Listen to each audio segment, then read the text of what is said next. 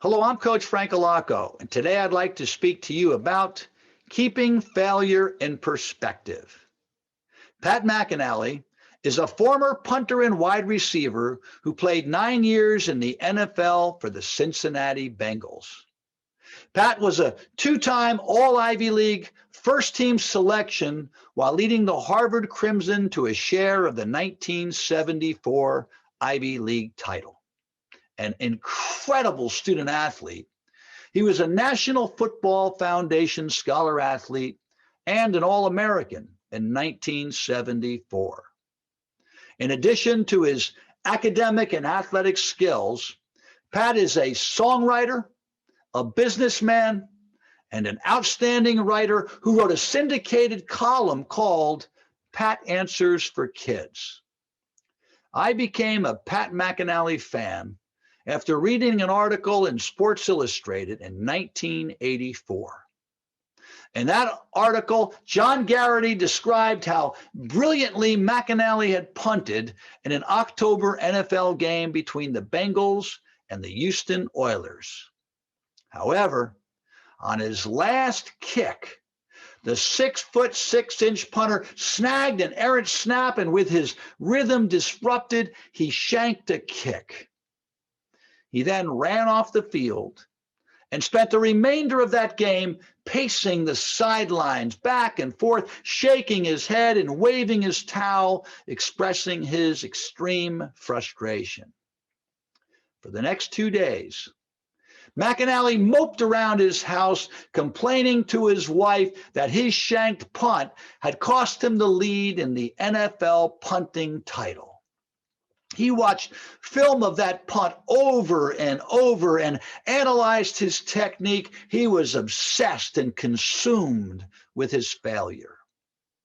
After 48 hours, unable to come to grips with his disappointment, his self-described stupid, selfish phase ended 2 days later when he and his wife, Leslie, went to a local hospital to visit John Whistle, a high school football player who had suffered a catastrophic spinal injury during his high school team's game the previous Friday. McInally remembered looking down at John, who was immobilized from his spinal injury and awaiting a surgery that would determine whether he would be paralyzed from the waist down if the operation were successful, or totally if he weren't.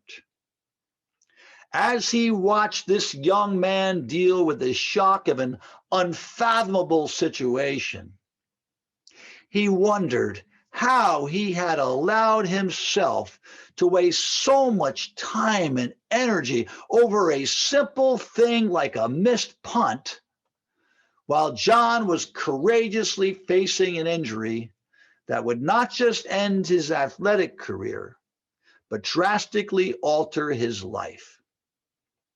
Pat relayed John's heartbreaking story and his own self-centeredness in his column. He concluded his story, entitled Keeping Failure in Perspective, by saying, "Don't allow yourself to get hung up on averages or championships to the point that you lose track of the place sports should hold in your life.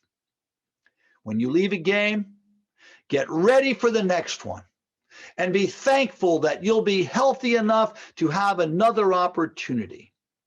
Be appreciative of your talents and grateful for every chance to display them. And when you're really down, go out and run a lap and feel the strength in your legs, shake your arms and wipe the sweat off your face. And when you finish, remember John Whistle and feel lucky." John Whistle is now 54 years old and has defied the odds as he continues to battle every day of his life. His home is the gathering place for family and friends who describe him as a man who makes people feel and think love. He is a blessing to those who surround him and something of a savior to those who know him best. Pat McInally was enshrined in the College Football Hall of Fame in 2016.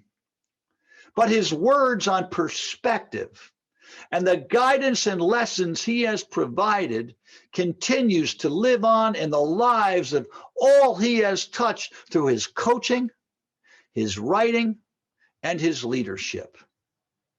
And I am proud to be one of those who were touched by the wisdom of this thoughtful superstar and inspired by the tale of a special man who lives a life of extraordinary challenges and is extremely grateful for each day, committed to his friends, his family, and his faith. Two special people brought together by fate, each a beloved minister of life, sharing the uniqueness of their gifts and teaching others as they model lives lived with a proper perspective. Keep listening, keep learning, and strive to be your best. And remember, excellence doesn't take days off.